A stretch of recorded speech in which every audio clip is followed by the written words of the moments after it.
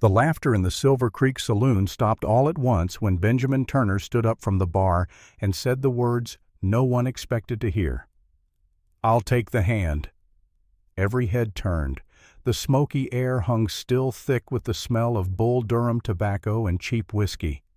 The trembling young woman standing beside the drifter looked at Ben like she wasn't sure if he had just saved her life or made it worse.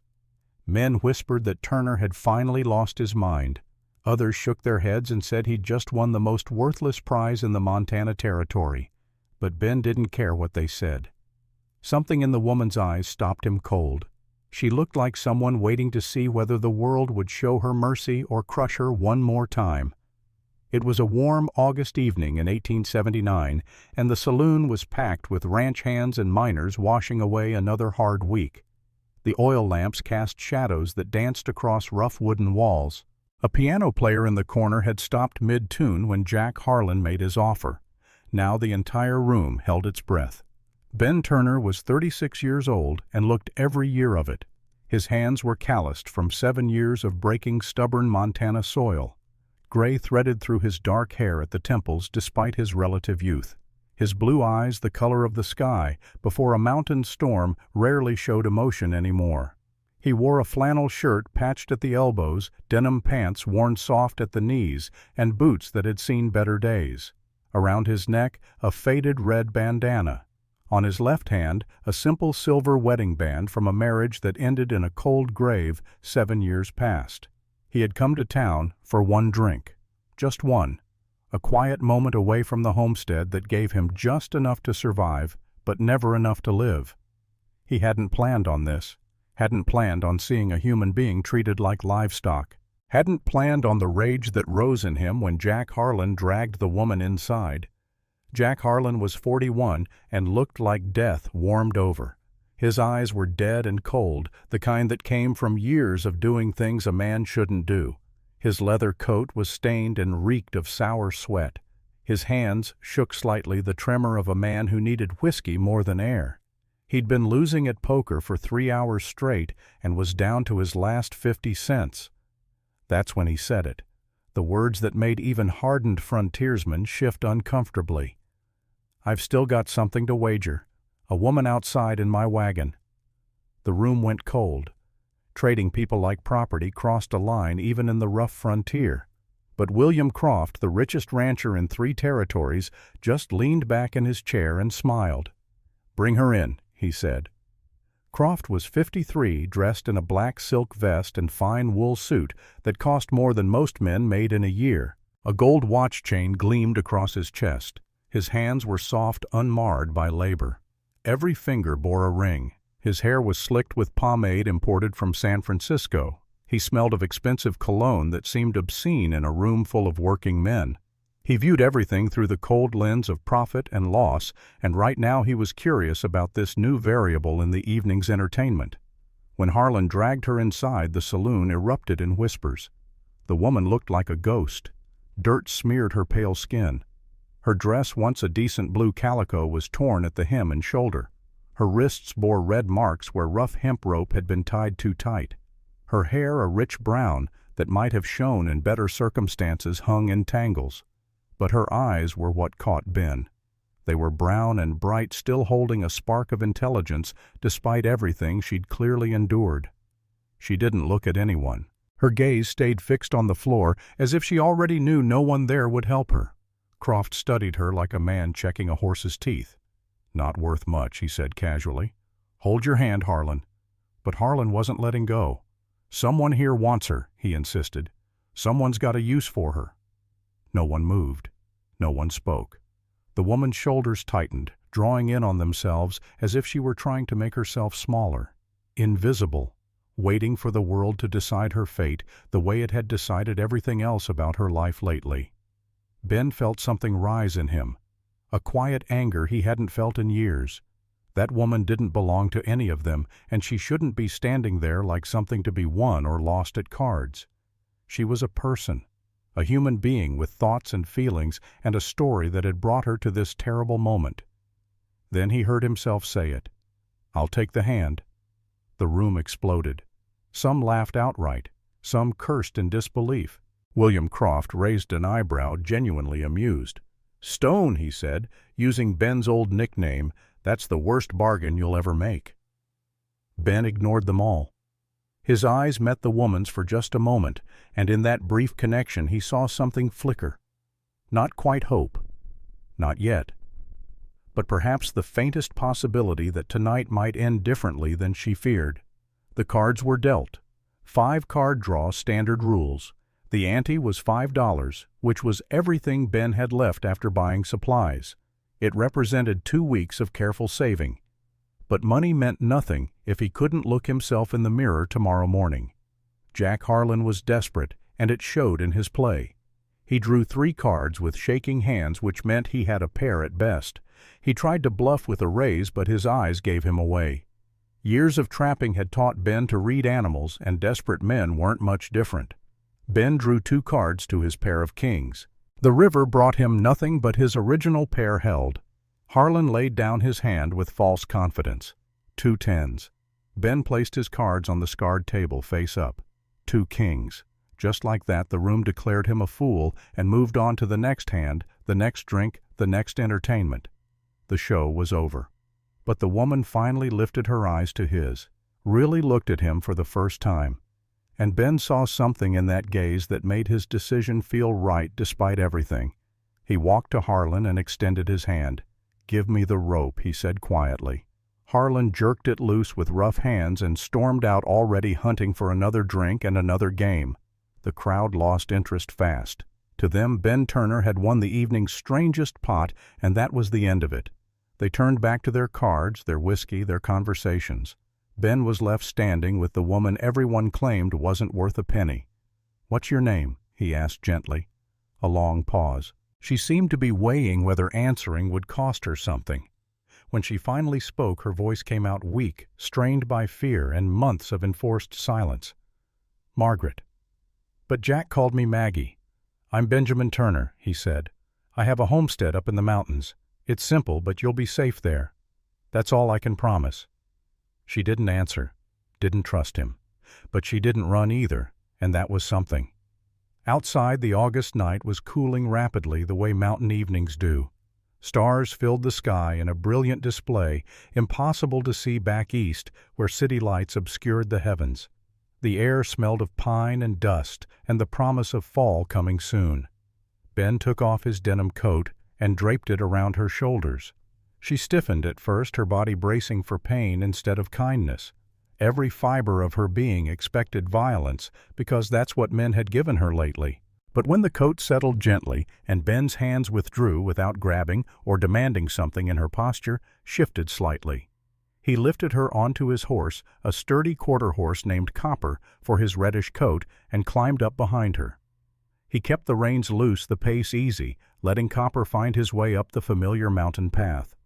The woman sat rigid at first, every muscle tense. But as the miles passed and nothing bad happened, as the rhythm of the horse's gait continued steady and Ben's hands stayed respectful on the reins, her breathing began to ease. After about an hour, exhaustion finally overwhelmed fear. Her body relaxed incrementally, leaning back against him. It wasn't trust. Not yet. But it was the surrender of someone too tired to maintain vigilance any longer. They rode for 2 hours under stars so bright they cast shadows. The mountain trail wound upward through stands of pine and aspen. Night birds called. Somewhere in the distance a wolf howled. Copper's hooves clopped steadily against stone and dirt. Ben didn't rush. He kept one arm loosely around Maggie's waist to steady her and held the reins with the other. He could feel her breathing slow and deep as sleep finally claimed her. When they reached the cabin, Ben lit a kerosene lamp and its warm glow pushed back the darkness. The cabin was small but sturdy, built with his own hands from local timber. 20 feet by 24, with a separate bedroom added after his marriage. The main room held a kitchen area with a cast-iron stove, a handmade pine table with 2 chairs, and a fireplace built from river stone. The bedroom was smaller, maybe 10 feet square, with a bed frame he'd built and a mattress stuffed with straw and wool. He opened the bedroom door. "You can sleep here," he said softly. "The bed is warm. I'll be out here if you need anything. No harm will come to you under my roof." Maggie stepped inside slowly, as if she wasn't sure she was allowed. Her eyes swept the room, taking in the small fireplace, the handmade quilt in a wedding ring pattern, the quiet safety of walls, and a door that locked from the inside. She turned back toward him. "Why?" she whispered. Ben swallowed hard. The honest answer was complicated. Something about her eyes in that saloon. Something about how she'd stood there trying to disappear while remaining visible, accepting her fate while clearly hating it. Something about the way she looked both broken and unbreakable at the same time.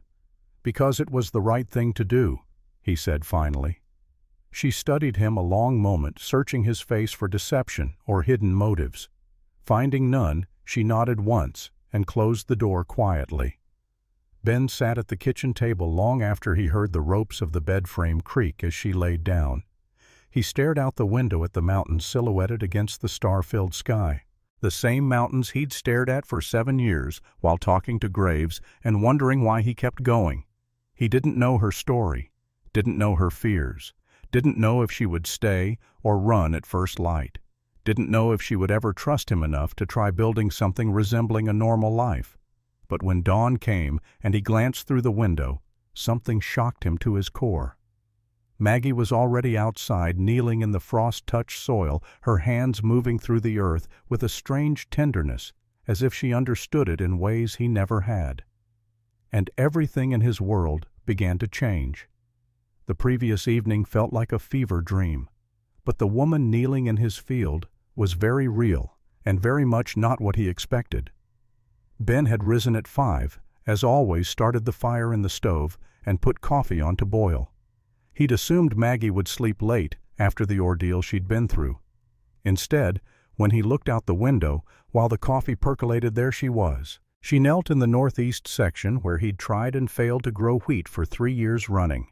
The morning sun was just cresting the mountains, painting everything in shades of gold and amber. Frost glittered on the ground like scattered diamonds, and Maggie, still wearing her torn dress but moving with purpose, had her hands deep in the soil.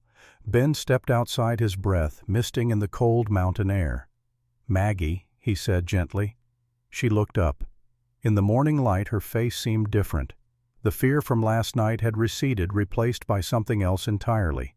Her eyes were clear, alert, hungry for something she hadn't felt in a long time. She looked alive in a way she hadn't in the saloon.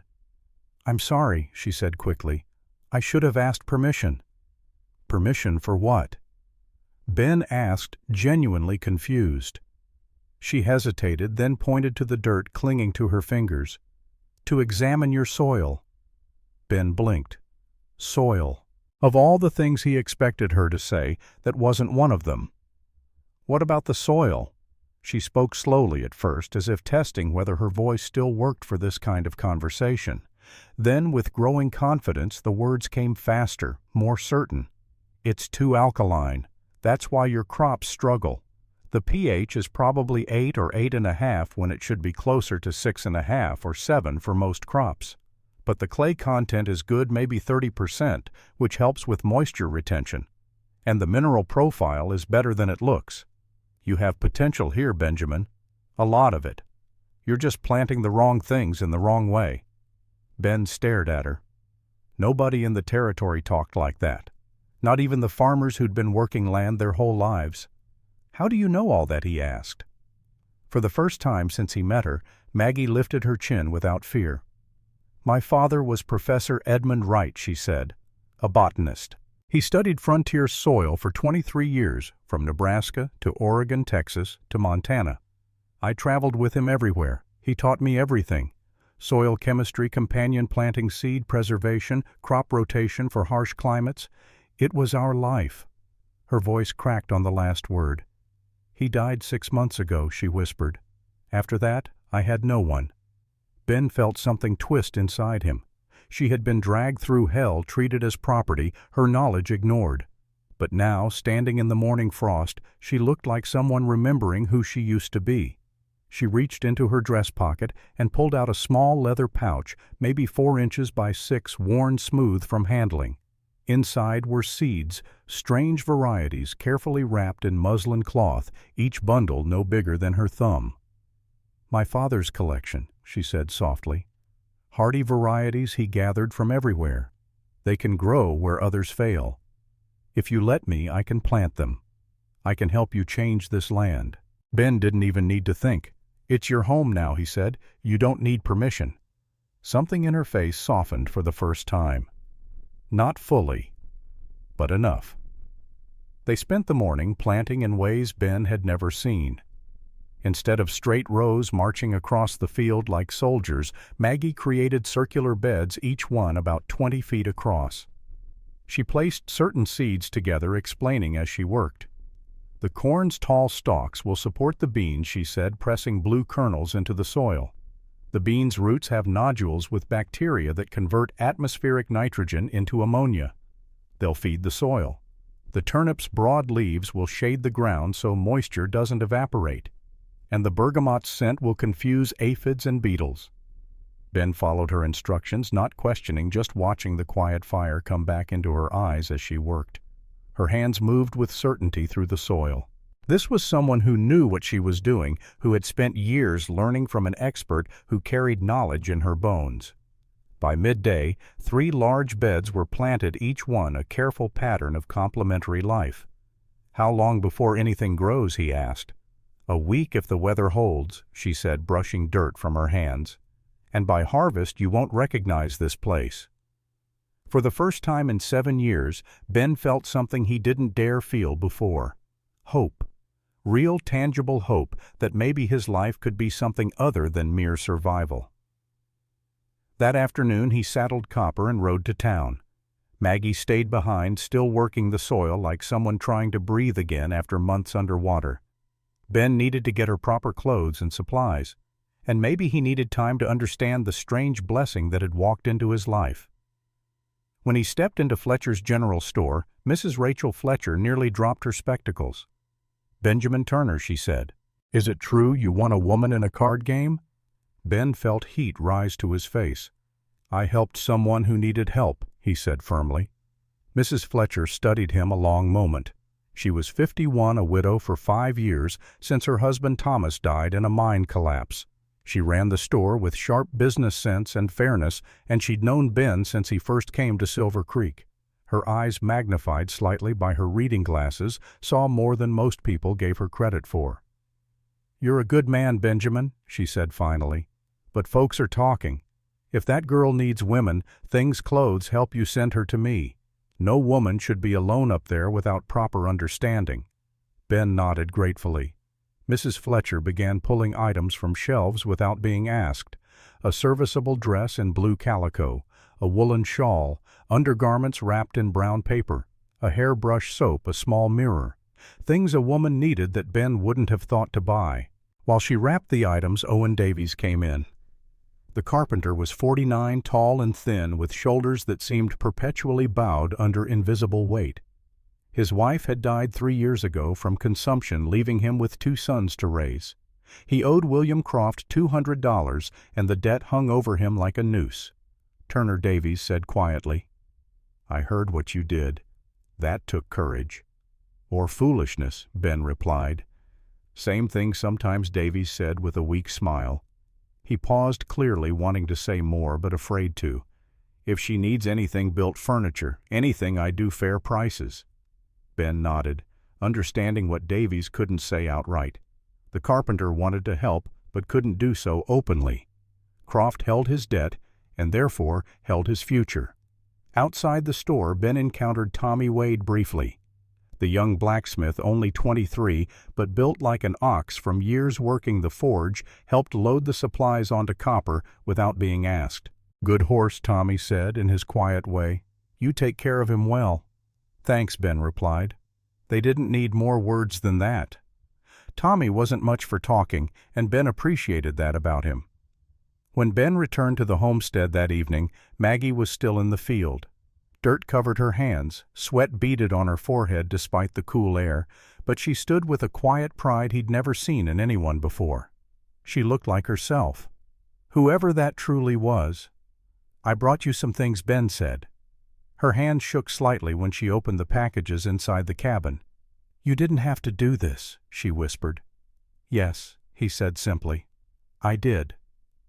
That night they shared a simple stew at the small table. Maggie ate slowly at first, then with growing hunger, as if her body was just remembering it was allowed to need things. She told him about her father's journals, the methods he'd taught her, the dream he'd had of creating a guide that settlers could use to survive harsh land. "Maybe you could finish his work," Ben said softly. "Here, safely." Her eyes widened. "You would let me?" "It's your home," he said again. "Do whatever you need." For the first time she smiled, a small fragile smile, but a real one, and the cabin which had felt empty for 7 long years warmed gently around them. But peace never lasted long on the frontier. Over the next 3 weeks, something remarkable happened. The seeds Maggie planted began to sprout, and they didn't just grow, they thrived. Corn stalks pushed up through the soil, strong and green, bean vines wrapped around them in spiraling embrace. Turnip leaves spread like emerald umbrellas. The bergamot bloomed in purple clusters that drew bees from miles around. Ben had never seen anything like it. In 7 years of breaking his back on this land, he'd managed only scraggly crops that barely fed him through winter. Now, under Maggie's guidance, the field was transforming into something alive and abundant. Word spread quickly in a small community like Silver Creek. On market day in mid-September, Ben and Maggie brought their produce to town. The transformation in Maggie was striking. She wore the blue calico dress Mrs. Fletcher had provided. Her hair neatly pinned, her face healthy with color returned to her cheeks. She stood straight and spoke clearly. From victim to expert in just 6 weeks. Their table attracted immediate attention. The turnips were massive, twice the size anyone else had managed that year. The beets were deep red and uniform. The beans, dried and ready for storage, were plump and perfect. Even hardened farmers stopped to stare. "How did you manage this?" Turner asked an older farmer whose own crop had barely produced thumb-sized bulbs. "Mine grew hardly at all." "I had help," Ben said, gesturing to Maggie. "Good help. People wanted to know more." Maggie explained some basics, careful not to overwhelm, but generous with simple advice. Her father's training showed in how she spoke clear and precise without being condescending. Mrs. Fletcher bought 20 pounds of turnips, 15 pounds of beets, and all the dried herbs for her store. "You've done well, dear," she said to Maggie privately. "This town needs more women like you." Tommy Wade approached nervously, cap in his large hands. "Miss Wright," he said, "my mother wants to know if you could help our garden. We can pay." "I'd be happy to visit and give advice," Maggie replied kindly. Owen Davies came to the market too, looking at Ben's produce with a mixture of envy and sadness.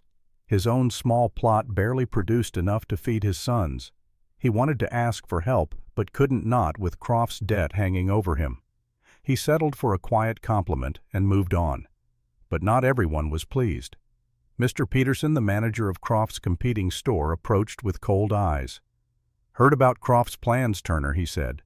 "What plans?" Ben asked. Peterson just smiled. "You should ask him yourself," and walked away. That's when Maggie noticed the man on the ridge, one of Croft's ranch hands, standing with a notebook watching them, recording their interactions, observing. "Ben," she said quietly. "That man? I see him." Ben replied, his jaw tightening. "Stay close to me." The shadow of William Croft had found them, and it wouldn't let go. The storm arrived 2 weeks later. Judge Nathaniel Harrison called a special session of the Territorial Court in the town meeting hall. Ben and Maggie attended, surrounded by supporters who'd come to care about them. Mrs. Fletcher, Sarah Brennan, who lived 2 miles distant and had become a friend, Tommy Wade, and others who'd been helped by Maggie's advice. The hall was packed. 75 people crammed onto wooden benches, curious and concerned. When William Croft entered with his lawyer, Silas Reed, the room fell silent. Croft wore an expensive black suit, his gold watch chain gleaming. He carried a leather folder with the confidence of a man who knew he held winning cards. Judge Harrison, visibly uncomfortable, cleared his throat. "I've received a petition regarding the status of Margaret Wright, currently residing with Benjamin Turner." Silas Reed opened his folder with theatrical precision and began his presentation. "Your Honor, I present documented proof of a legal transaction dated August 1, 1879, 2 weeks before the poker game in question.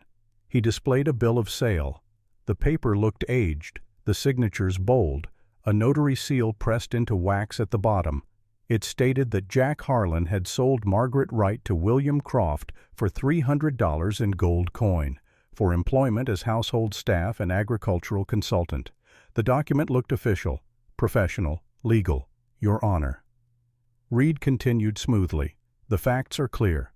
Mr. Harlan sold Miss Wright to my client in a legitimate transaction, the poker game. Mr. Turner participated in involved stolen property stolen from Mr. Croft.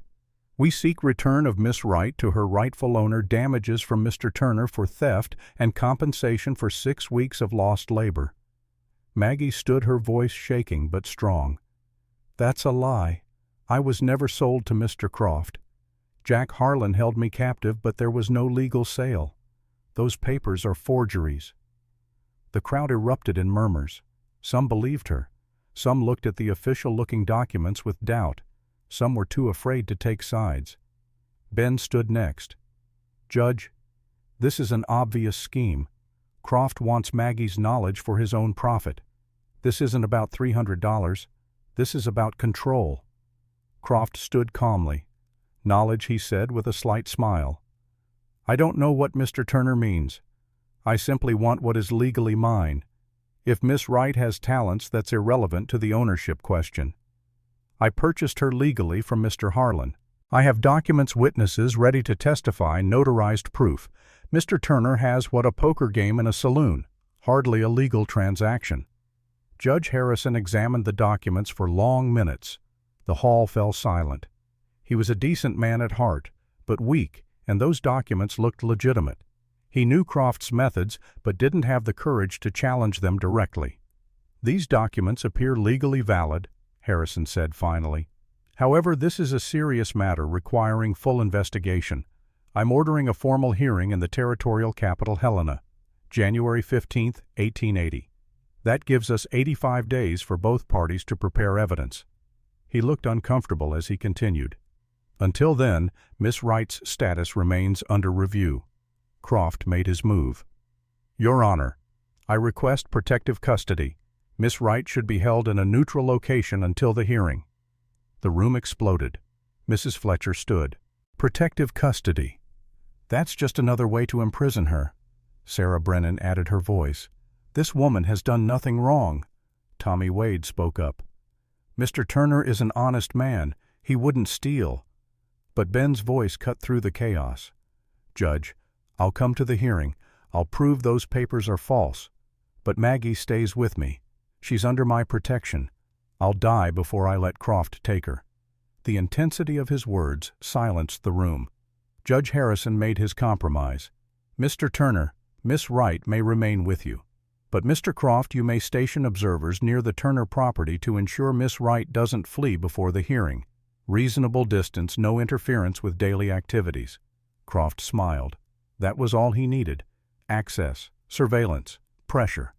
As they left the hall, Ben and Maggie saw 4 of Croft's men already mounting horses heading toward the mountain. The siege was beginning. He's not going to stop. Maggie said, her voice tight with fear. Then, neither will I, Ben replied. But that night back at the cabin, the weight of what was coming settled over them both. Outside on the ridge, 400 yards away, campfires appeared. Croft's men had taken position. They would watch and wait, constant reminders that privacy was gone, that safety was an illusion, that the law itself might not protect them. Maggie stood at the window looking at those distant fires, and tears finally came. I thought I was free, she whispered. But I'll never be free. Men like Croft always win. Ben came up behind her, close but not touching. We have truth, he said. And we have community. And we have a stubborn will that doesn't quit. She turned to face him. What if truth isn't enough? Then we make it enough, Ben said, whatever it takes. But even as he spoke the words, he felt the cold reality settling into his bones. William Croft was the richest, most powerful man in 3 territories. He had judges and his pocket lawyers at his command, and 30 armed men who followed orders without question. What did Ben have? A homestead, some friends, and a stubborn refusal to let injustice win. It would have to be enough. It had to be, because the alternative was unthinkable. In his mansion that same night, William Croft sat in his study with Silas Reed reviewing their strategy. Croft held a glass of expensive brandy imported from France and smiled at the papers spread before them. "The hearing is just theater," Croft said. "The outcome is already decided. Judge Harrison owes me $11,000 in bribes over 12 years. He'll rule in my favor, or I'll destroy him." "What about the community support for Turner?" Reed asked. "Irrelevant," Croft replied. "By the time we're done, Turner will be broken financially and legally. The woman's knowledge will belong to me, and anyone who thinks they can stand against me will learn a valuable lesson." But Croft hadn't counted on one thing. Ben Turner had nothing left to lose except Maggie, and that made him more dangerous than any armed man Croft employed. Because a man fighting for the only thing he cared about in this world was capable of things comfortable men could never imagine. The stage was set. Helena waited. And the battle for Maggie's freedom, for justice, for the future they'd barely begun to imagine, was about to truly begin. But first, Ben would have to do something he'd never done before. He would have to break the law to expose it.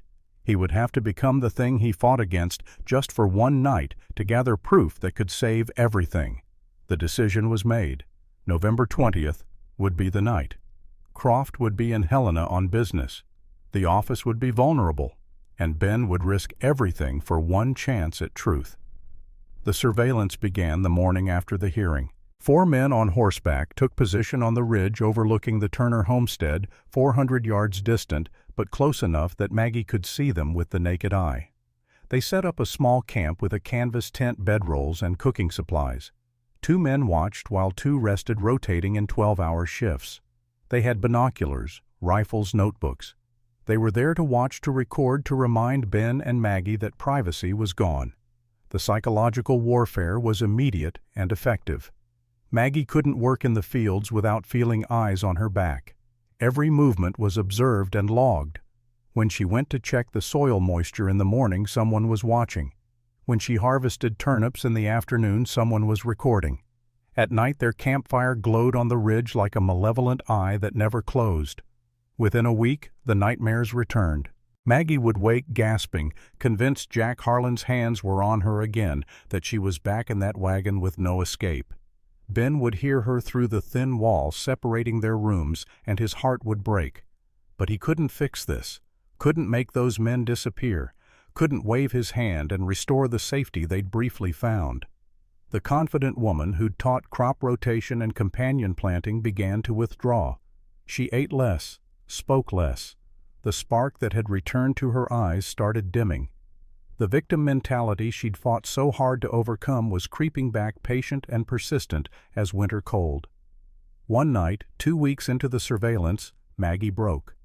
Ben found her sitting at the table, tears streaming silently down her face. "I thought I was free," she whispered, "but I'll never be free. Men like Croft, they always win. They have money, power, law. What do we have? Nothing." Ben sat across from her, his weathered hands folded on the scarred wood. "We have truth," he said, "and community, and a stubborn will that doesn't quit. Not this time. I promise you, not this time." But even as he spoke, he knew words weren't enough. The hearing in Helena was 75 days away. 75 days of this psychological torture. 75 days for Croft to find new ways to apply pressure. The forged documents looked official enough to fool a judge. Without proof of Croft's corruption, the hearing would be just a show trial with a predetermined outcome. Ben realized something fundamental that night. Waiting wouldn't work. Defending wouldn't work. To win, he would have to attack, and that meant doing something he'd never done before, breaking the law to expose it. The community tried to help in the ways they could. Mrs. Fletcher sent her daughter Emma to visit twice a week. The 19-year-old brought supplies, companionship, and a cheerful optimism that temporarily lifted Maggie's spirits. Emma would sit with Maggie in the cabin, helping with household chores, talking about town gossip, treating her like a normal person rather than a prize to be won or lost. Miss Wright, Emma said one afternoon while helping Maggie card wool, "Don't let them break you. The whole town, the good people anyway, are rooting for you." "Sometimes rooting isn't enough," Maggie replied quietly. Emma's young face turned serious. "My mother raised me alone after Father died. Everyone said she couldn't run a business. She proved them wrong. She taught me that women are stronger than men think. Don't forget that." Sarah Brennan, the 56-year-old widow who lived 2 miles distant, brought food weekly: fresh bread, preserved fruit eggs from her chickens.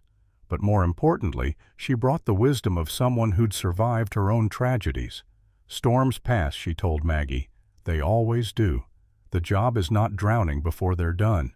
Tommy Wade, the massive young blacksmith, offered to station himself at the homestead as an armed guard. "I can shoot," he said earnestly. "I can help."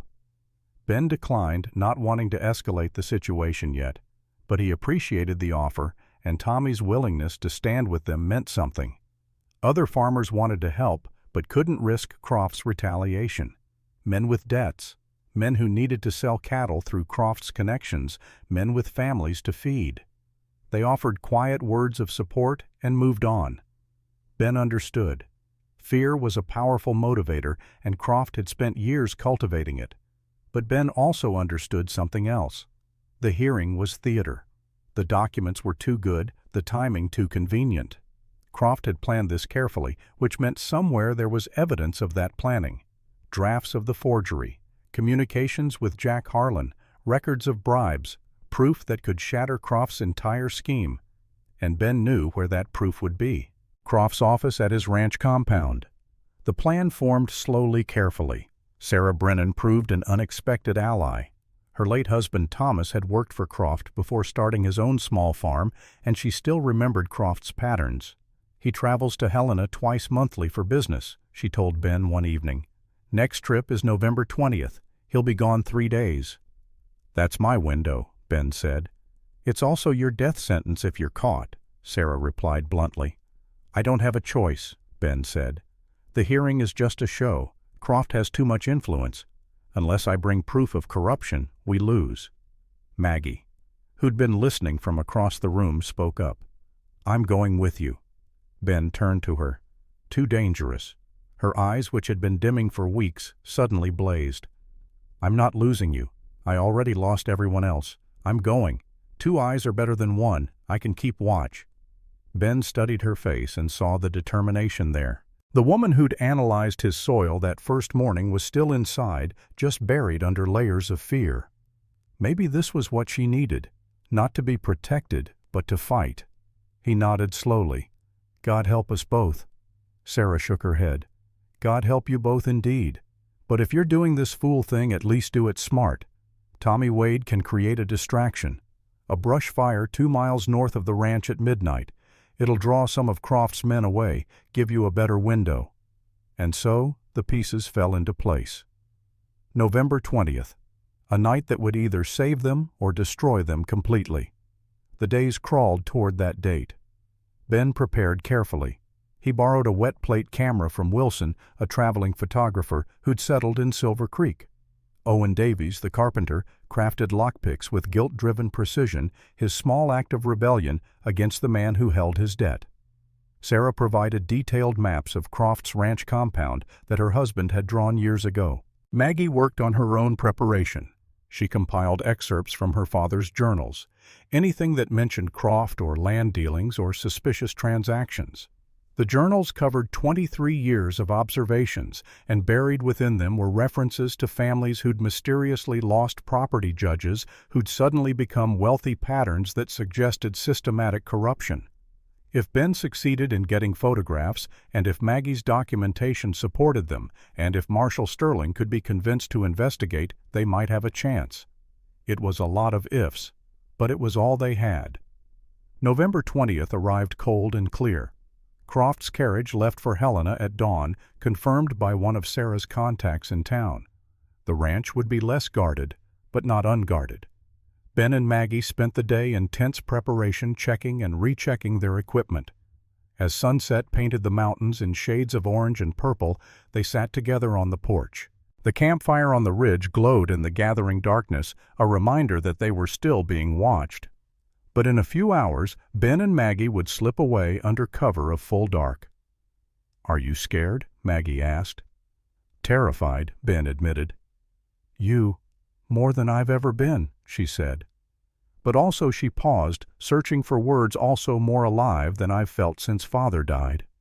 "Does that make sense?" Ben took her hand, feeling the calluses she'd developed from weeks of farm work. "It makes perfect sense."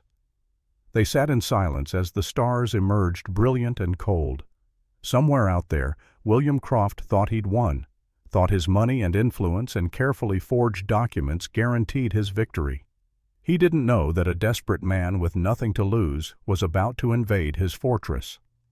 At 10 o'clock they left, not through the front where the watchers could see, but out the back window of the bedroom, dropping silently to the ground. Copper waited in a hollow a quarter-mile distant, hidden that afternoon by Tommy Wade, who'd ridden out under pretense of checking a distant fence line. They rode through the darkness, Maggie behind Ben, her arms wrapped around his waist. The November night was bitter cold, their breath misted. The moon nearly full provided enough light to navigate by, but also meant they could be seen if anyone looked carefully. 2 hours of careful riding brought them to within 2 miles of Croft's ranch. They left Copper in a sheltered ravine with enough grass and water for the night. Maggie took position behind a boulder outcropping that provided clear sight lines to the compound. She had borrowed binoculars and a small pistol Sarah had pressed into her hands. "If I'm not back in 2 hours," Ben said, "ride. Get the sheriff, get the marshal, get anyone. Don't wait for me." "I'll wait," Maggie said fiercely. "Forever if I have to."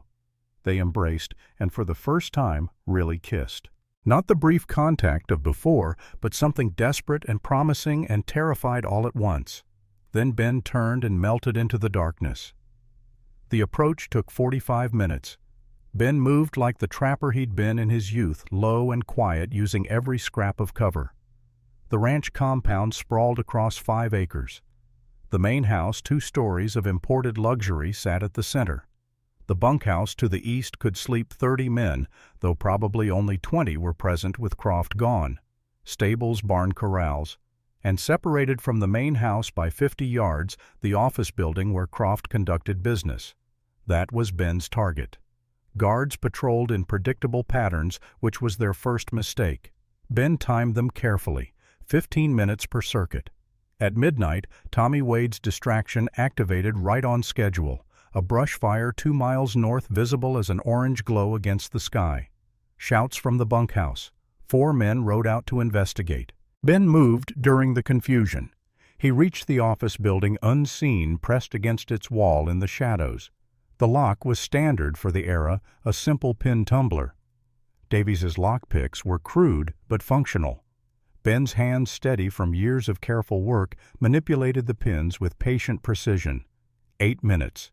8 minutes of exposed vulnerability while his heart hammered and sweat ran down his spine despite the cold. Then the lock clicked. The door opened. Ben slipped inside and closed it silently behind him. He lit the dark lantern, keeping the shutter nearly closed so only a sliver of light escaped. The office was exactly what he'd expected. Mahogany desk, filing cabinets, a safe he couldn't hope to crack, bookshelves lined with law books and ledgers. The room smelled of expensive tobacco, an older, mustier scents of paper and ink. Ben went to the filing cabinets first. Locked, but the same picks that opened the door worked here. The first cabinet held routine correspondence. The second had land deeds and contracts. The third, labeled legal matters, was what he needed. Inside, a treasure trove of corruption. Ledgers showing payments to Judge Harrison spanning 12 years. Drafts of forged land deeds with corrections and notes in the margins. Multiple versions of Maggie's bill of sale, all dated after the poker game, showing the forgery's evolution. Letters to Jack Harlan arranging payment for delivering Maggie to Silver Creek. A list of townspeople with debts, including Owen Davies' name, with the notation, "Pressure harder." But the document that made Ben's breath catch was buried deeper. A letter dated June 12, 1874, addressed to Professor Edmund Wright. In it, Croft offered to publish Wright's agricultural research under his sponsorship, promising wealth and wide distribution. The tone grew darker toward the end, suggesting that if Wright wouldn't share his knowledge voluntarily, perhaps circumstances would change his mind. Maggie's father had known Croft, had refused him, and now, 5 years later, Croft was taking the knowledge from the daughter that the father had denied him. This wasn't just business. It was revenge. Ben set up the wet plate camera with shaking hands. Each photograph required 3 to 5 minutes of exposure time and careful chemical preparation. He had 12 glass plates, 12 chances to document evidence that could bring down the most powerful man in Montana territory. He photographed the bribe ledgers, the forged deeds, the drafts of Maggie's bill of sale, the letters to Harlan, the debt list, the letter to Edmund Wright. Page after page of proof that William Croft had built his empire on fraud, intimidation, and systematic corruption. The 12th and final photograph was finishing its exposure when Ben heard the sound that stopped his heart. Barking. A bloodhound outside Nose pressed to the office door, baying the alarm. Shouts erupted. Boots pounded. "Someone's in the office." "Intruder." Ben grabbed the camera bag, shoved the letter to Edmund Wright into his coat, and ran for the window. Glass shattered as he crashed through. He hit the ground rolling, felt cuts open on his hands and face. Then he was running, sprinting for the tree line 30 yards distant. Gunfire. The crack of rifles split the night. A bullet sang past his ear. Another kicked up dirt at his feet. A third caught his shoulder, the same one injured years ago, tearing through muscle and bringing white-hot agony. But pain was irrelevant. Stopping meant dying. 4 mounted men gave chase their horses faster than any man on foot. Ben used every trick he knew. He dodged through dense brush that slowed the horses. He splashed through a creek to break his scent trail for the dogs. He used the moonlight and shadows to confuse pursuers who didn't know this terrain as well as he did. A steep ravine offered temporary respite. Ben, half fell, half slid down its 40-foot face, landed hard at the bottom. Voices and hoofbeats passed above. He lay still, breathing through his mouth, one hand pressed to his bleeding shoulder. Then he was climbing the other side, every movement sending lightning through his wounded arm. But the camera bag was secure. The photographs were safe.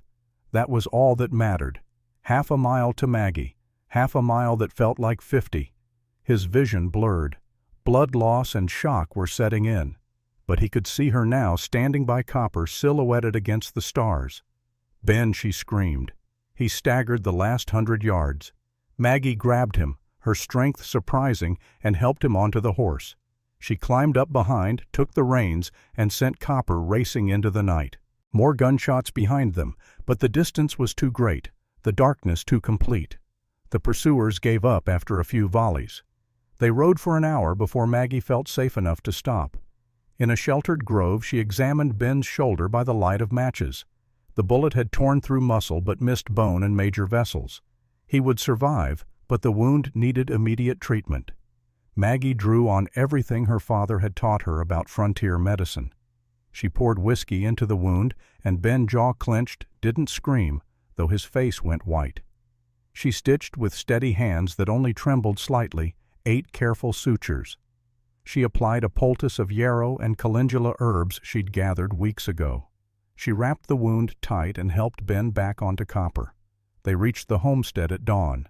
The men on the ridge saw them arrive but couldn't know where they'd been. Ben's wound was hidden under his coat. They stumbled inside like exhausted travelers, nothing more. For 2 days Ben burned with fever. The wound, contaminated with dirt despite Maggie's cleaning, had infected. His temperature climbed to 102 degrees. He became delirious, calling out for Sarah and Samuel, his lost wife and son, reliving grief, 7 years old. Maggie never left his side. She forced water between his lips, changed his bandages, kept cool cloths on his forehead. And in his fevered state, Ben called her "my Maggie" and begged her not to leave him. She realized then with absolute clarity that she loved him. Not just gratitude, not just because he'd saved her, but real love, deep and fierce and permanent. This man had risked everything for her, had nearly died for her, had given her back herself when she thought that person was lost forever. On the third day, Ben's fever broke. He woke clear-headed, weak but aware. Maggie was asleep in the chair beside his bed, her hand holding his. "Maggie," he whispered. Her eyes flew open. "You're okay. Thank God you're okay." "The photographs?" he asked. "Safe. All 12. Ben closed his eyes in relief. Then it was worth it.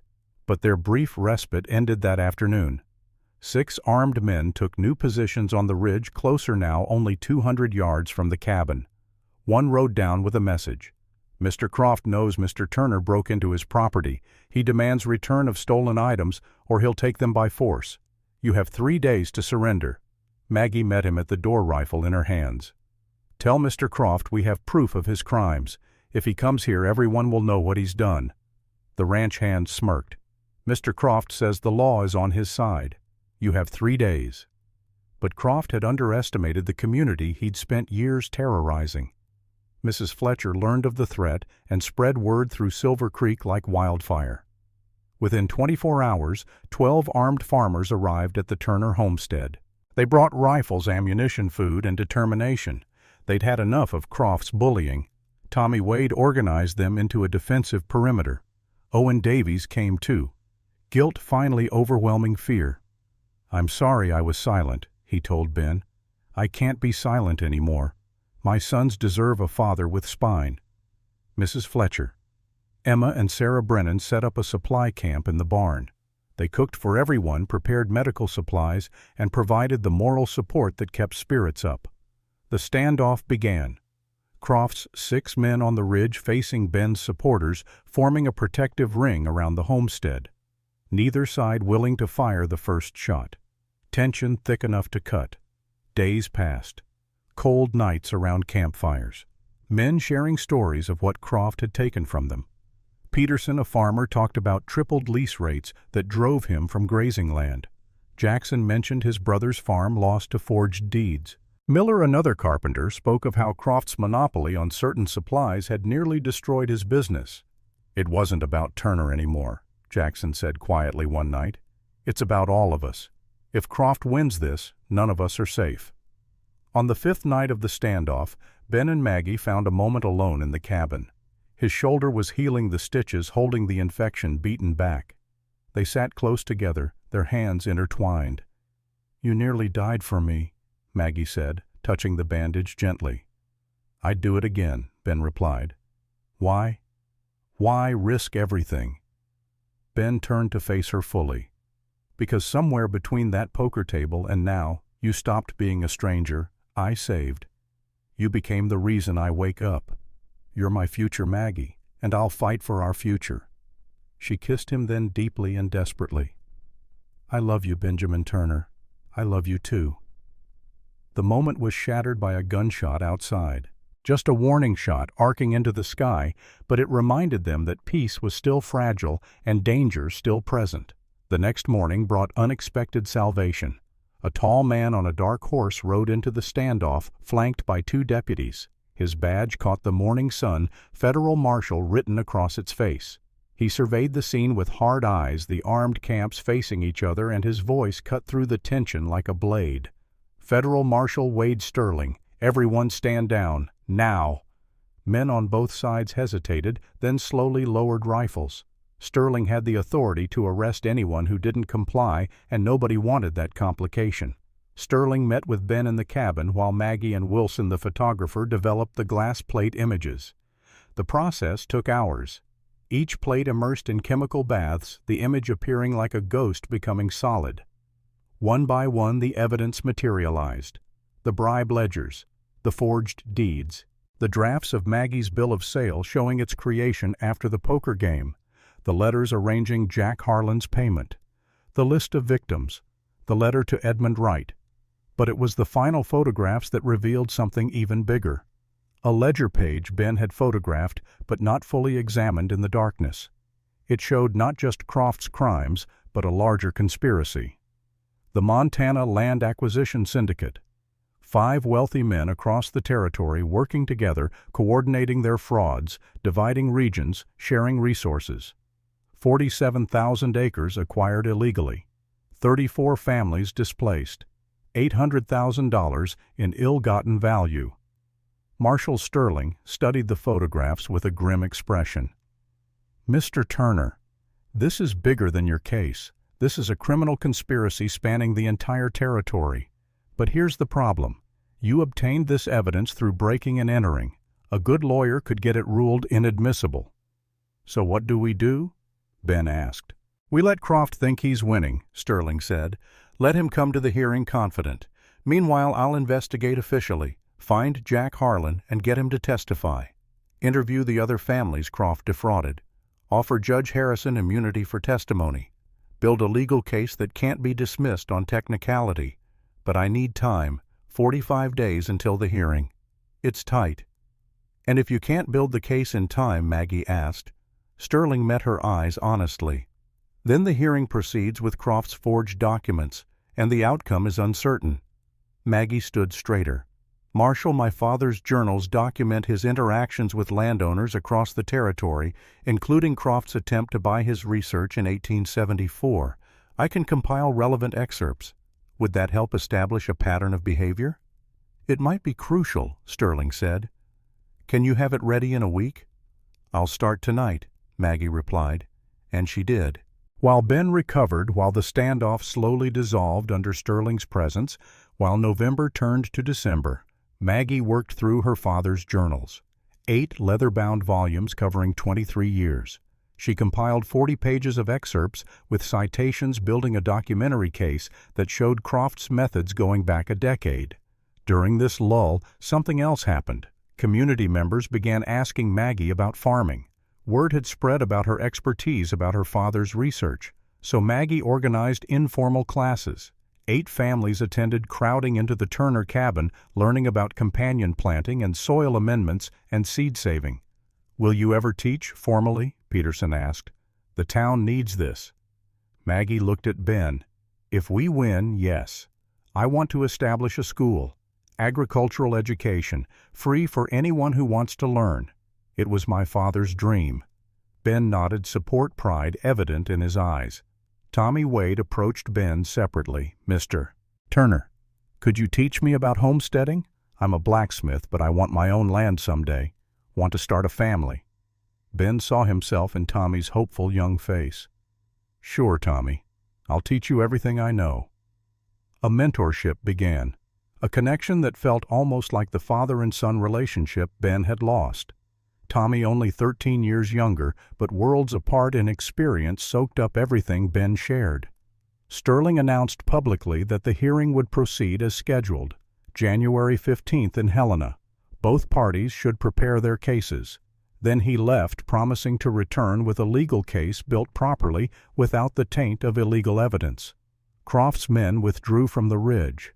The siege lifted, but everyone knew this was temporary. The real battle was coming. As December settled over the mountains, bringing snow and cold and the promise of a brutal winter, Ben and Maggie prepared. They worked on their testimony, organized their evidence, practiced their presentation, and in the quiet moments they talked about the future they might have if they survived this. 3 parallel scenes played out as December ended and January approached. In the Turner homestead, Ben and Maggie worked side by side, preparing documents, hands touching over papers, stealing moments of peace in the storm's eye. In Helena, Marshal Sterling coordinated with deputies and lawyers, building a case against not just Croft, but the entire syndicate, working around the clock, but worried the timeline was too tight. And in Croft's mansion, the man himself met with his lawyer and wrote letters to fellow conspirators, confident that money and influence would triumph over truth, that his carefully laid plans would destroy Ben Turner and deliver Maggie Wright into his control. The stage was set. Helena awaited. And the final battle for Maggie's freedom, for justice, for the future of 34 families wronged, was about to begin. But in the corridors of power, William Croft was weaving a web deeper and darker than anyone imagined. The question remained whether truth could truly defeat wealth, influence, and decades of systematic corruption. The answer would come January 15, 1880, and it would change Montana Territory forever. The journey to Helena began on a bitter January morning when frost coated every surface and breath misted white in the pre-dawn darkness. Ben and Maggie traveled with Marshal Sterling and his 2 deputies, part of a larger caravan that had formed around them like a protective shell. Mrs. Fletcher came leaving her store in Emma's capable hands. Sarah Brennan rode in a wagon bundled against the cold. Tommy Wade brought his horse and his determination. Owen Davies came too, finally willing to stand publicly against the man who held his debt. 15 people in total, 3 wagons, a journey of 80 miles that would take 5 days in winter conditions. They were not just witnesses, they were a statement, a declaration that some things mattered more than fear or money or the comfortable silence that allowed evil to flourish. The first night, camped in a sheltered valley with fires burning and horses picketed nearby, the group gathered for a meal of salt pork and beans. The cold pressed in, but the fire pushed it back, creating a circle of warmth and flickering light. People talked quietly, sharing stories of why they'd come. Mrs. Fletcher spoke of her late husband killed in a mine collapse, while men like Croft got rich off others' labor. Sarah talked about Thomas, her husband, and the things he'd seen working for Croft before he found the courage to leave. Owen Davies' voice shaking slightly confessed his long silence and asked forgiveness from people who'd never blamed him. Tommy Wade, surprising everyone, stood and cleared his throat. He was not a man comfortable with public speaking. "Mr. Turner," he said awkwardly, "you taught me that land is more than property. It's legacy. What you leave behind matters. I'm here because what happens in Helena will determine what kind of territory my children inherit. And Miss Wright," he added, looking at Maggie, "you showed us that knowledge is power, but only if it's shared. That's worth fighting for."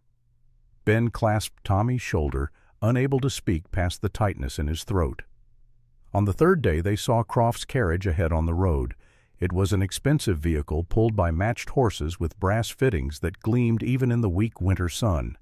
Silas Reed leaned out the window as they passed, tipped his hat mockingly, and said with a cold smile, "See you in court, Miss Wright." Maggie's hand found Ben's and gripped tight. "I have a bad feeling," she whispered. "Whatever happens," Ben replied, "we face it together." Helena appeared on the horizon late on the 5th day. It was the territorial capital, much larger than Silver Creek, with actual streets and gas lamps and buildings made of brick rather than raw timber. The courthouse dominated the center of town, an imposing structure of stone and ambition. Croft's influence was apparent in how people nodded respectfully when his carriage passed, in the quality of his accommodations at the finest hotel, in the casual arrogance of his bearing. Ben and Maggie checked into a modest establishment on the edge of town. Their room was small and cold, despite the stove. That night, standing at the window and looking at stars that seemed distant and indifferent, they spoke quietly about fear and hope. "Tomorrow changes everything," Maggie said. "Are you afraid?" Ben asked. "Terrified. But not of losing. I'm afraid of not having fought hard enough." Ben pulled her close. "Then tomorrow we fight with everything we have."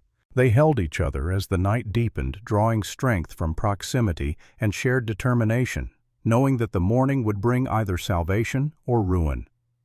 The courthouse filled early. People who'd traveled from across the territory packed the gallery, some supporting Croft, others quietly hoping for justice.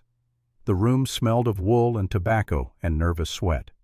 Judge William Morrison presided, a stern man of 60 with silver hair and a reputation for brooking no nonsense. He was not Harrison, the compromised judge from Silver Creek. Sterling had ensured that this hearing would be overseen by someone with integrity. William Croft entered like a man attending a social function, relaxed and confident. He wore a suit that cost more than most homesteads, his watch chain glinting gold. He nodded to acquaintances in the gallery as if this were merely a formality before the inevitable victory. Silas Reed carried a leather folder thick with documents, and his smile suggested a man holding a royal flush. The hearing began promptly at 9. Judge Morrison's gavel cracked like a gunshot, silencing the murmurs. "Mr. Reed," he said, "you've brought this petition. Present your case." Silas Reed stood with theatrical precision. "Your Honor," he began, "this is a simple matter of property rights violated." On August 1, 1879, my client, Mr. William Croft, purchased Miss Margaret Wright from Mr. Jack Harlan in a legitimate transaction. Documentation proves this beyond dispute. He presented the bill of sale aged paper with signatures and a notary seal. The document looked official, professional, carefully constructed to withstand scrutiny. $300 in gold coin for one female person, namely Margaret Wright, for employment as household staff and agricultural consultant. Reed continued smoothly. 2 weeks later, Mr. Benjamin Turner participated in a poker game involving the same Margaret Wright. However, Mr. Turner could not legally win what Mr. Harlan no longer owned. The transaction was invalid from inception. We seek return of Miss Wright to Mr. Croft damages for theft and compensation for labor unlawfully withheld. He called his first witness, Jake Morrison, one of Croft's ranch hands, a man of 35 who'd been paid well to remember things a certain way. Morrison testified he'd witnessed the transaction between Harlan and Croft in early August, saw money change hands, heard the terms discussed. Maxwell Green, the lawyer. Sterling had arranged to represent Ben, stood for cross-examination. He was younger than Reed, only 40, but sharp and unintimidated by reputation. Mr. Morrison, he asked, how much is Mr. Croft paying you beyond your normal wages? I work for him, Morrison started. How much specifically for this testimony? Green pressed. Morrison hesitated, glanced at Croft. I don't understand the question. Green let the silence stretch. Let the jury see Morrison's discomfort. No further questions. The second witness was Sarah Redding, a woman of dubious character from a saloon in another town. She claimed she'd seen Jack Harlan with papers about selling a woman in early August, heard him mention Croft's name.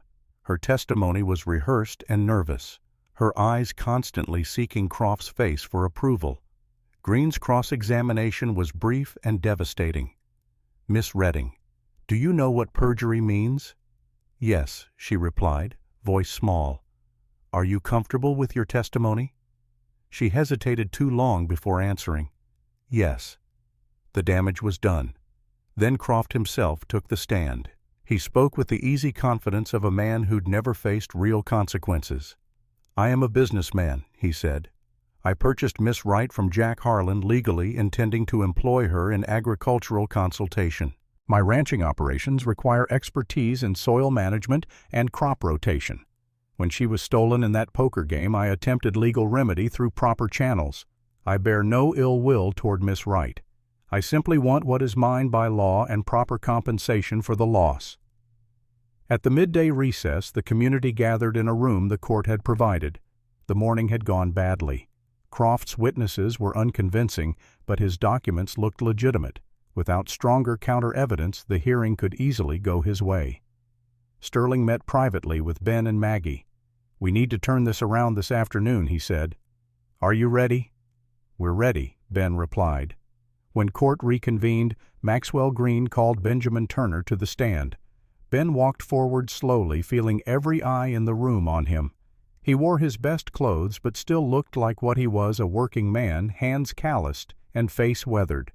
Next to Croft's polished sophistication, he seemed rough and unfinished. But when he spoke, his voice was steady. Green asked him to describe the poker game. Ben did so simply, without embellishment. Harlan was desperate.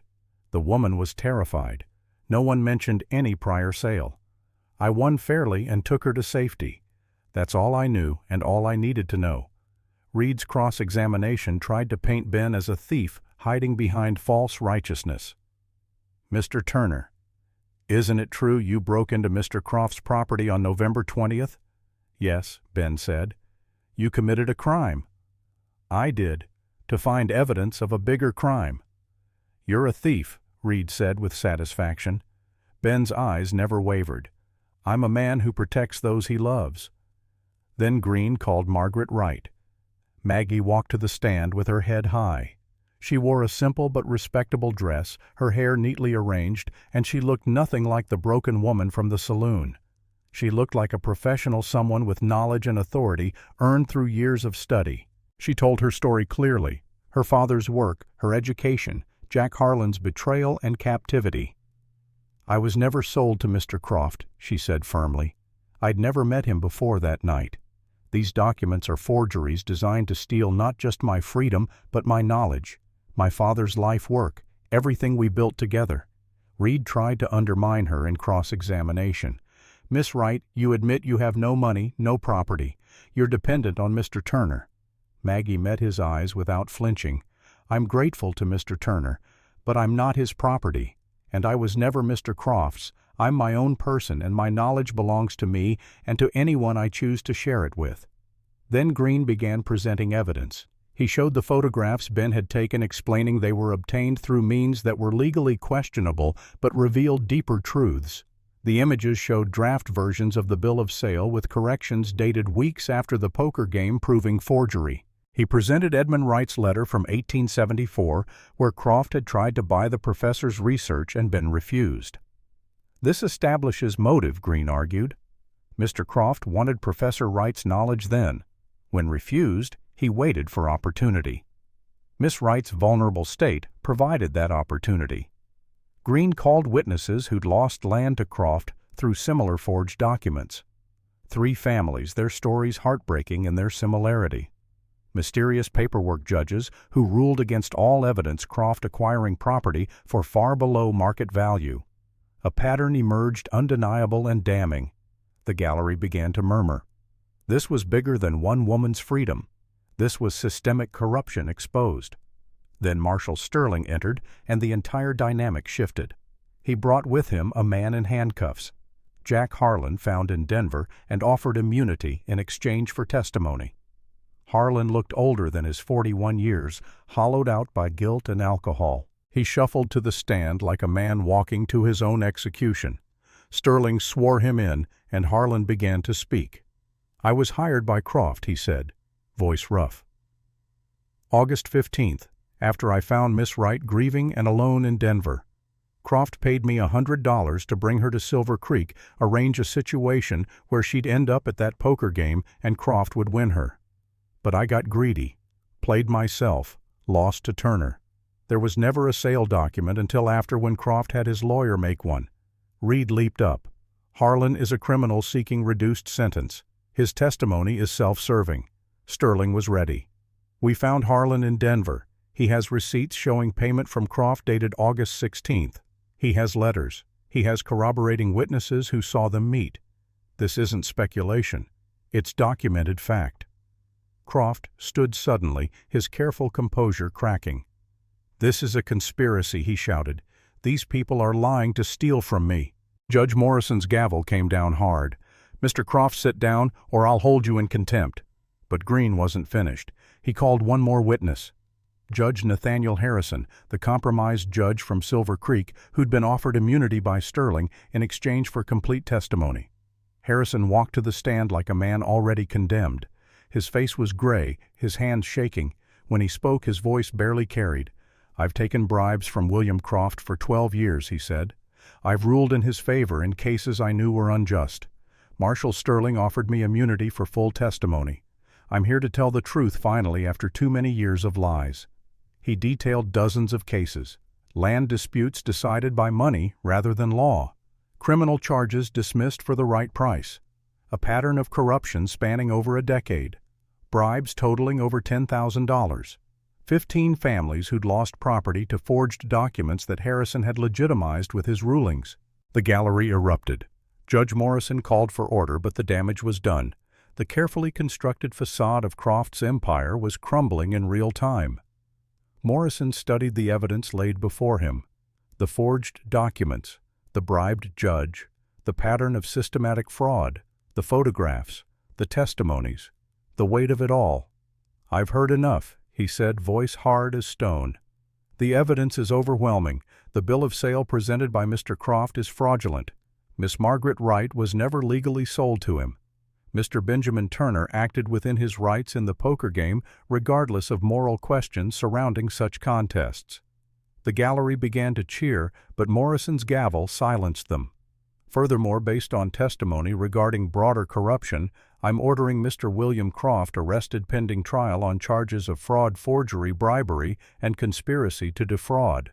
Deputies take him into custody."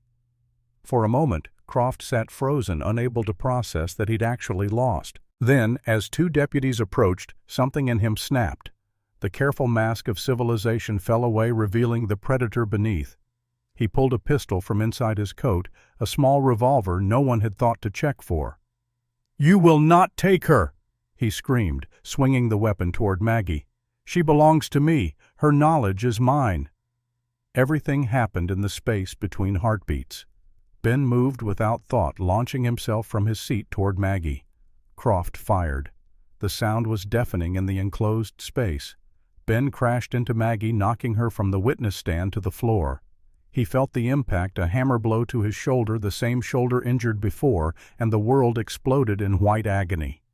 Croft raised the pistol for a second shot, but Tommy Wade, massive and fast, despite his size, tackled him from the side. The gun discharged wild, the bullet punching into the ceiling and raining plaster dust. Then Sterling and his deputies swarmed Croft, forcing him down, wrenching the weapon from his hand. Croft fought like a madman, screaming, "She's mine! You can't take what's mine! Mine!" The handcuffs locked with metallic finality. Guards dragged him toward the door as he continued to scream, his voice rising to an inhuman pitch before cutting off as they hauled him from the courtroom. Ben lay on the floor, blood spreading across his shirt. Maggie held him, crying, pressing her hands against the wound. "Stay with me," she begged. "Please stay with me. I love you. Don't leave me." Ben's vision blurred. "Never leaving you," he managed. Then darkness closed in. He woke 3 days later in a Helena hospital, sunlight streaming through a window. His shoulder was bandaged, arm immobilized in a sling. The pain was there, but distant, controlled by laudanum. Maggie sat beside the bed, her head resting on the mattress near his hand. She'd fallen asleep, keeping vigil. "Maggie," he whispered. Her head snapped up, tears instantly streaming. "You're awake. Thank God you're awake." "What happened?" he asked. "We won," she said. "The bullet damaged muscle but missed bone and major vessels. The doctor says you'll heal fully with time.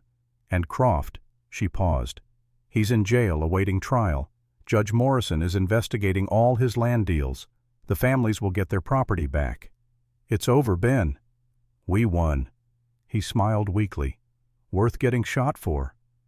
"Don't you dare joke about that," she said, but she was smiling through tears. Over the next week, as Ben recovered, the full scope of their victory became clear. Croft's arrest had triggered a cascade of revelations. The Montana Land Acquisition Syndicate was exposed. Federal marshals across the territory moved against the other members. 47,000 acres of stolen land were being returned to rightful owners. 34 families would get justice. And in that hospital room, 5 days after Ben woke, Maggie revealed the secret she'd been carrying. "Ben," she said nervously, "there's something I need to tell you. Something I've known for a few weeks but couldn't say until I was sure we'd survive this." She took his hand and placed it on her stomach. "We're going to have a baby." For a long moment, Ben couldn't speak. 7 years since he'd lost Sarah and Samuel. 7 years of grief so heavy it nearly crushed him. And now this. New life. New hope. A future he'd thought was gone forever. He broke down, crying, joy and relief and overwhelming emotion pouring out. A baby. Our baby. "Are you happy?" Maggie asked, though she could see the answer in his face. "I've never been happier in my life." They were married 2 weeks later in Silver Creek, Ben's arm still in a sling, but healing well. The ceremony was simple, held in the small Methodist church with the entire community in attendance. Maggie wore a dress of ivory cotton that Mrs.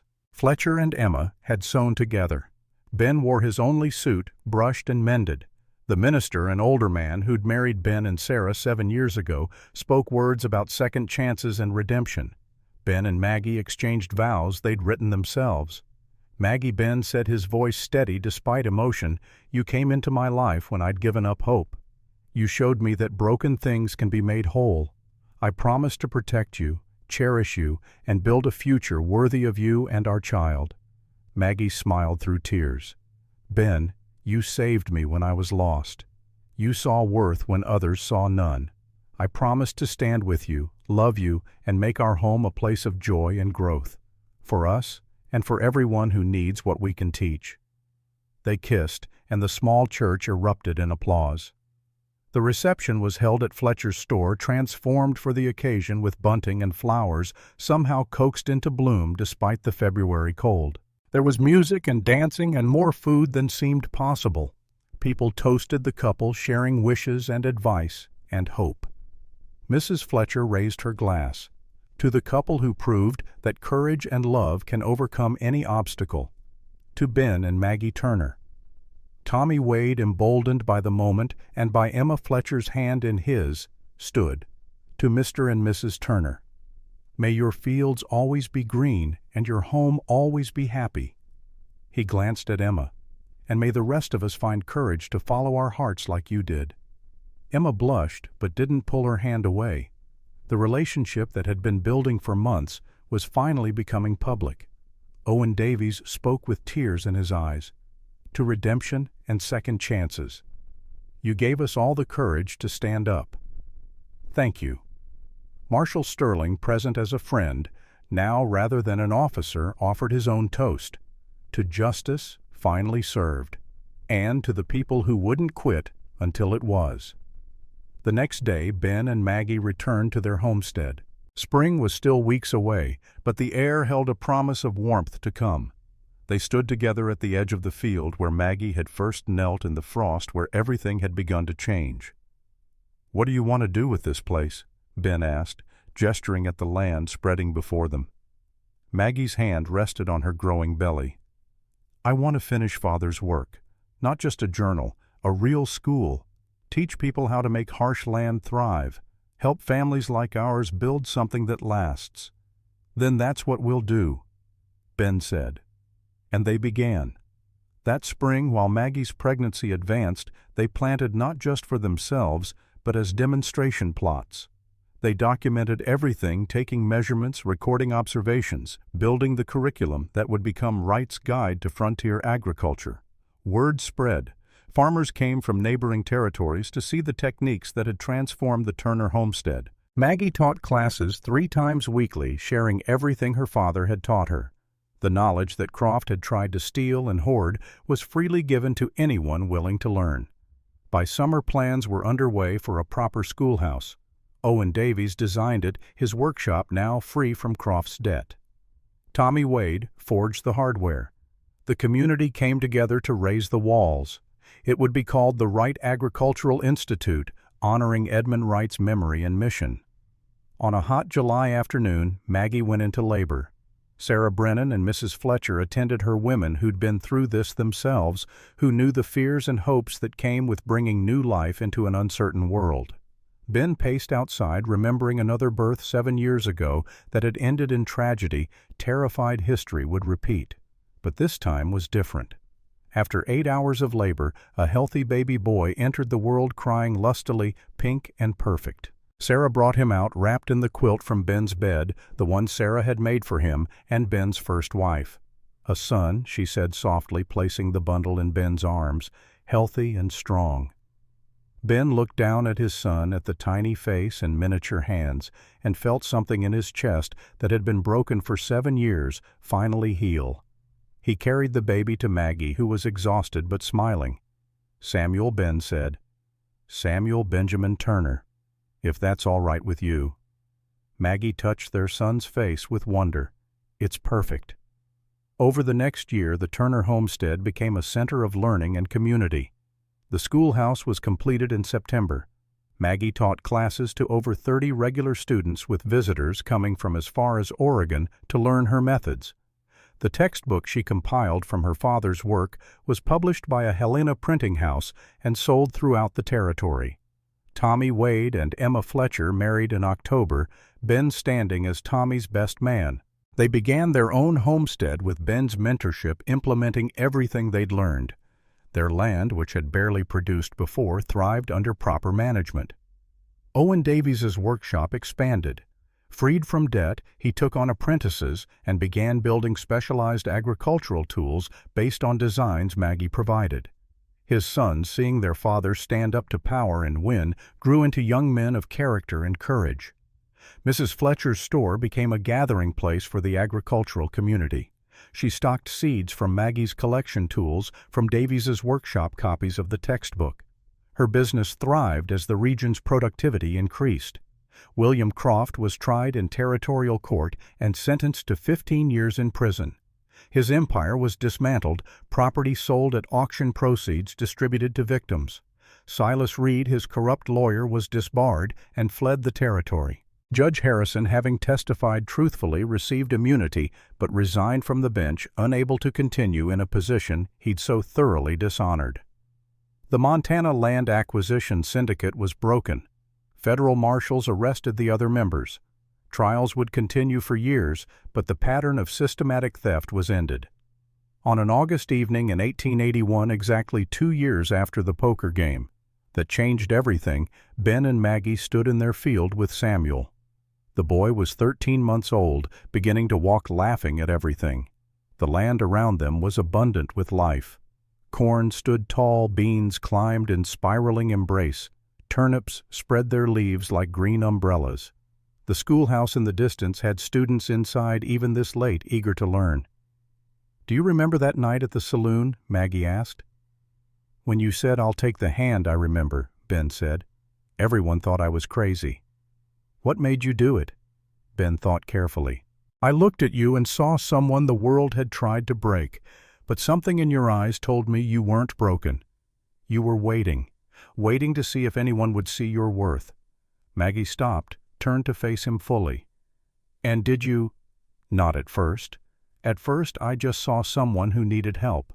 But then you touched this soil and you changed everything. You didn't just heal the land, Maggie. You healed me." "They called me worthless that night," she said quietly. "I know. Do you know what I am now?" Ben cupped her face gently. "You're a teacher, a mother, a wife, the heart of this community, and the blessing I didn't know how to pray for." They kissed while Samuel giggled and grabbed at the corn stalks. The mountains rose eternal behind them, silent witnesses to transformation. The fields were green and abundant. The schoolhouse stood as testament to knowledge shared freely. Community members worked nearby farms, implementing what they'd learned, building something that would last beyond their individual lives. Later that evening, as the sun painted the sky in shades of amber and gold, Ben sat on the porch with Samuel in his lap. Maggie was inside preparing dinner, and he could hear her singing softly. He thought about Sarah and his first son buried under the willow tree. The grief was still there, but no longer all-consuming. It had made space for joy without being diminished. "Someday," he said to Samuel, who looked up at him with curious eyes, "someday when you're older, I'll tell you about your mother, about how she came to me with nothing but seeds and knowledge, how everyone said she was worthless but she was actually priceless, how she taught us that real worth isn't in gold or land or power. It's in what you know, what you share, what you build together." Samuel made a happy sound and grabbed Ben's finger. "I'll teach you that," Ben continued. "How to work the land, how to read the soil, how to plant in patterns that support life instead of depleting it. And your mother will teach you about seeds and seasons and the science behind the seeming magic. And together we'll teach you that knowledge is only valuable when it's shared, that community is stronger than any individual, and that sometimes the best things come when you're brave enough to take a chance on someone everyone else has written off." Maggie appeared in the doorway. "Dinner's ready," she said. Then, seeing the expression on Ben's face, she added softly, "What are you thinking about?" "Everything," Ben said. "How far we've come. How close we came to losing it all. How lucky I am." "We both are," Maggie said, settling beside him with her hand on his knee. They sat in comfortable silence as the stars began to emerge brilliant and cold and eternal. Somewhere out there, other homesteads were using the techniques Maggie taught. Other families were building futures on the foundation of freely shared knowledge. The ripples of that night in the saloon were spreading wider than they could measure. "We made it," Maggie whispered. Ben pulled her close, Samuel between them. "We did. Together." And in that moment on that porch with their son in their arms and their future stretching bright before them, they understood something profound. Worth wasn't something bestowed by others or measured in currency. It was inherent, earned through integrity and action, and the courage to stand for what mattered. William Croft had tried to steal and hoard it. Ben and Maggie had chosen to multiply it by giving it away. The mountains stood eternal behind them. The land spread green and fertile before them. And the story that had begun with a desperate gamble in a smoke-filled saloon had become a legacy that would endure for generations, proving that sometimes the most worthless things in the world's eyes are actually beyond measure, beyond price, beyond any calculation except the human heart's capacity for recognition and love.